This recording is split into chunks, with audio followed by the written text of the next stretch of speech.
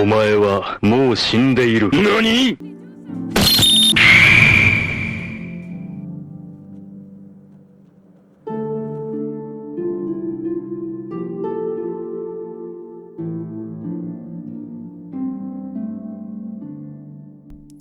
Skyrim is notorious for its bugs. In fact, every Bethesda game includes this unique feature. It's a feature, not a flaw. One quest in particular is well known for having this unique feature of being the easiest quest to accidentally break the game and softlock your character into inheriting an unbeatable questline. When I mention the quest, Blood on the Ice, how many of you does that trigger? This quest has no shortage of game-breaking bugs. There are an astonishing amount of problems that can go wrong with this quest, including some of the following. If Nilsine Shadowshield is killed, her mother Tova will commit suicide and thus render the quest unable to be beaten. If Viola has died for some reason, the quest may not start or will be impossible to finish. The stable hand is also needed for this quest to trigger. Home for the Imperial March as essential graveyard for witnesses initiate to begin the dragon show and pick up a copy guard the Windows after a while, these eggs may come back to life after the quest. Get assistance from the warlock if the quest is started. Stay away from the continue approaching the blood trap. If the quest is started, take the first journey towards the crime scene west guys and unable to lead us. If Moonford is arrested, if the Ola has died for succeeds, the quest may not start. If there will be imposter, always stay even though you have next quest will be unable to proceed. Who's laughing now? Yes, I was in the chess club. Despite all of these game-breaking bugs, features, I still want to convince you of why this quest is one of Skyrim's best. If it works properly. The quest begins at the crime scene. This is triggered after your second time visiting Windhelm, and it has to be at night. The guard warns you of a murder and informs you that this is not the first of its kind. He then mentions that the guards are stretched thin because of the war, so no progress has actually been made on uncovering who the killer is. If you offer to help, you are then tasked with questioning the witnesses and reporting to the Jarl's steward to tell him that you want to offer assistance. After he gives you permission, you will find that the local priestess has moved the body in order to be prepared for burial. The corpse rests on the table inside the temple, and if you observe it, you can see how gruesome of a killing this was. The cuts and wounds and gashes are highly detailed and gory as can be. It almost looks as if someone took a bite out of the woman. Upon leaving, the guard tasks you with following a trail of blood that leads away from the crime scene. The trail leads to a house called Hieron, with a master lock on its front door. Here you can either choose to pick the lock or get the key from Tova's Shadowshield. Upon entering the house for the first time, the player is met with an eerie picture.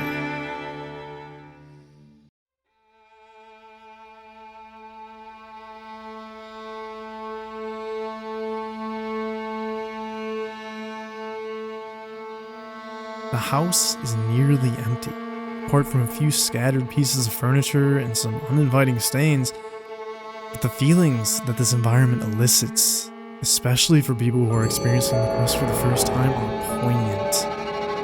A single light source penetrates the main room from the right of the entrance and creates an off-putting spotlight effect to illuminate your surroundings. It really feels like you're inside the house of a serial killer. Even though the house is abandoned, the game makes you tangibly feel as if someone is either in the house with you or just ran out the back door. This is where the quest really shines. All of these feelings permeate not just the room, they permeate you. If you're playing this for the first time, the atmosphere is tense and thrilling, and it really feels like the killer could pop out at any time. It almost turns Skyrim into a kind of horror game experience. There's a chest in the main room that should immediately catch anyone's eye. Within it, there is the first journal. Inside the room, there are two main locations of note. There's a small shelf with an amulet that's buried underneath a bunch of papers. And there's a wardrobe that appears to have the back removed. These two details are easily missable, and if you do miss them, the quest makes up for it and allows someone else later on in the quest to find them for you. But if you do find them, the wardrobe reveals something especially unnerving. Removing the back reveals an unholy sight of blood, bones, and necromantic rituals. Disturbing is an understatement, and for people who are viewing this for the first time, It is scarring. On top of the altar is the second journal of the butcher detailing his gruesome experiments and rituals, though they are still ambiguous enough for us to not know and understand exactly what the killer is planning on doing. There's nothing else in the house besides these locations with the journal, the amulet, and the wardrobe, so afterwards you can leave and bring what you found to further progress the quest. The quest indicates that Calixto, the local collector in the town, should be able to appraise the amulet, so you can bring it to him there. There he says that it's a collector's item that usually belongs to the court mage. Here you have the option to either sell it to him or keep it. Viola Giordano is the other person that the quest updates to. If you uncover the journals, you can bring them to Viola, and she will offer you rumors about Woundfirth, the court mage, practicing necromancy. If you haven't found the journals, then Viola will run to Hiram herself and will help you find them. With this rumor and allegation, plus the journal and amulet, you now have enough proof to convict Woundfirth. So here is where the quest diverges. You can either A, just tell your life that you found the evidence that you think Woundfirth is the killer, or you can confront Woundfirth yourself. If you go to your life, he will believe you. There will be enough evidence to convict Woundfirth. He will reluctantly take a guard with him and go to arrest Woundfirth in his room or wherever he is in the Blue Palace. If you follow them, you can actually listen in on the arrest, and it's an interesting scene. Woundfirth is extremely upset, but he complies, and he yells, "This isn't over." But at this point, if you talk to your life, the quest is complete, and you have got no reward.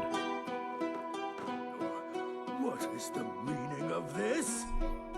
Under arrest for the murder of Susanna of Candlehearth Hall and Frigga Shattershield and all the rest. We are wise to your scheming, you coward. Has the whole city lost their brains? I've been scrying and auguring to find the murderer myself. Make your excuses from the Bloodworks, wizard. Get him out of my sight. Yes, sir. I'm sorry, sir, but you'll have to come with me. This isn't over.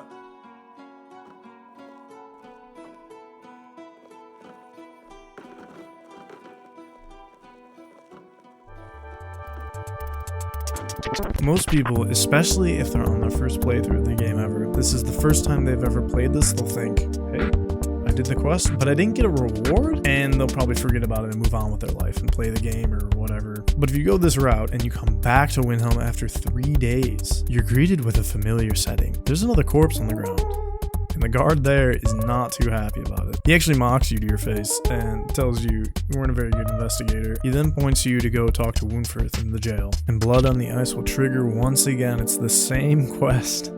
It re-triggers, which actually could probably explain why it's so buggy. But it has to end and then re-trigger. I don't know. I'm not a game dev. When you go meet Woundfirth, he is understandably very upset about this false accusation levied against him, but he's behind bars, and he takes this opportunity to mock you and make you understand how stupid you are for putting him behind bars. But ultimately, he tells you where the killer will strike next, because he himself has been tracking these murders, and he understands the nuances of necromancy because of his ties to the College of Winterhold and his ability as a mage. So he tells you to go to the Stone Quarter and wait for the next murder there. If you go and wait, this is where Skyrim comes to life. Hello there. Features, not flaws. Features, not flaws. Features, not flaws. Features, not flaws.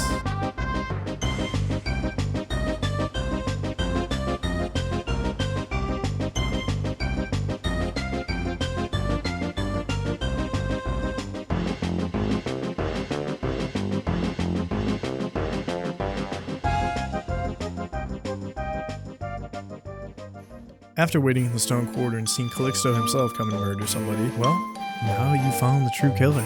He will then claim the life of yet another victim unless you stop him in time. But by the end of the quest, Calixto is dead. There is no talking to him, there is no reasoning with him, there is no understanding his motives. You just kill him. After this encounter, you take the actual evidence to your life and come up with the actual conviction. But since Calixto's dead, there's no further action to be taken, and the quest completes with the only reward being the guards being a little more cordial with you.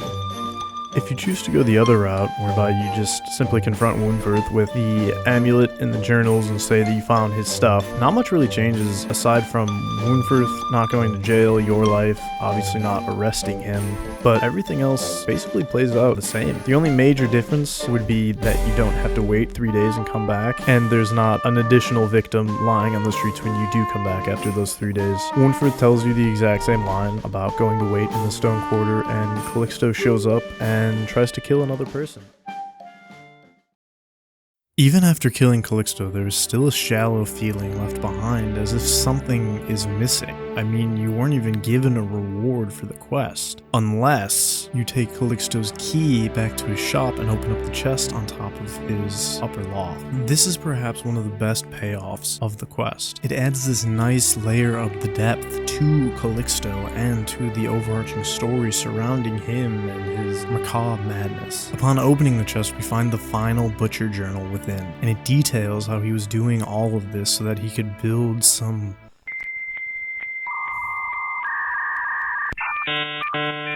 kind of flesh vessel for his deceased wife to come back through his necromantic rituals. There is some kind of motive, there is some kind of intentionality, there is some kind of method to his madness, depraved as it may be. This may not sound like a reward to some, but for me, it's closure, and that is a satisfying feeling to have, especially in a quest that's riddled with so much confusion. And personally, I think that closure is so much more rewarding than any nonsense weapon or armor piece that you're just gonna sell to the next merchant you see anyway. How many people thought that Calixto was just some senseless murderer who was obsessed with necromancy or some other kind of sick fantasy? How many people fabricated a motive for Calixto in order to fill in the gaps that aren't clearly stated? This is one of those pieces that isn't defined by a Skyrim quest marker. It's something that the player has to find for themselves, and that's part of what makes it so rewarding. Blood on the Ice is unique in the Skyrim landscape. Most quest givers in the game will have you venturing off to some Draugr-infested crypt to find some lost family heirloom or some other miscellaneous lost piece of equipment. Others will send you to all sorts of random dungeons in search of treasure and riches and glory and power. But Blood on the Ice puts you in the shoes of a detective, trying to understand why and how these local murders are taking place. On paper, it's a beautiful thing against the backdrop of endless fetch quests and random bandit clearing charges. It's a breath of fresh air until those unique Bethesda features start coming into play again. And this is precisely the downfall of this specific quest. For all its intrigue, for all its interesting, thrilling, macabre ideas and intentions, it falls flat on its face in the wake of the buggy mess that it is. The soft locks, the confusion, the constant needing to save and reload completely corrupts what should be, for all intents and purposes, a really, really fun and interesting and different questline within the world of Skyrim. If it weren't for the brand recognition of the game and the tireless efforts of the modding community constantly cultivating new game creations, Skyrim probably would have died out a long time ago. I mean, this quest is a perfect example of that. The Skyrim unofficial patch does a lot of heavy lifting to alleviate the buggy mess that Blood on the Ice truly is. Sure, some of the bugs and glitches of the NPC AI are funny and quirky, but Bethesda has been making games for 2 decades now. And a lot of the problems that were present in Skyrim are still present in games like Fallout 76 and Starfield. Sometimes they're worse. They have had access to more money than ever following the release and the re-release and the re-re-re-release and the re-re-re-re-release. You get where I'm going. Skyrim has come out so many times. Bethesda has amassed a mountain of wealth over the past decade, just off of Skyrim alone. And they have had so many other games to boot. They've had Fallout 4, they've had Fallout 76, they've had the Elder Scrolls Online, which is a subscription-based game.